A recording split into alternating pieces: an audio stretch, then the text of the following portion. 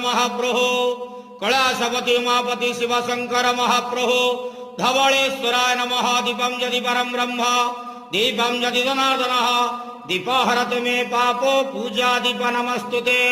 बाबा धवलेश्वर महाप्रभु संसार सुखी रखंतु। आज शुभ मंगलवार रे समस्त श्रद्धालु भक्त मानकर मंगल करंतु। समस्त श्रद्धालु भक्त मानक आश्रीपद करंतु। मनस्कामना पूर्ण करंतु। कर्म क्षेत्रोन्नति करंतु। ग्रहरिष्टमान खंडन करंतु। जगतर मंगल करंतु। विश्वर कल्याण करंतु।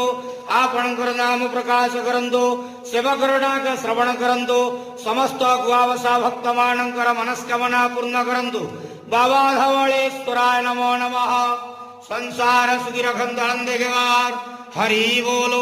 आज शुभ मंगलवार रे समस्त श्रद्धालु भक्त मानकर मंगल करंतु आनंद केवार हरि बोलो।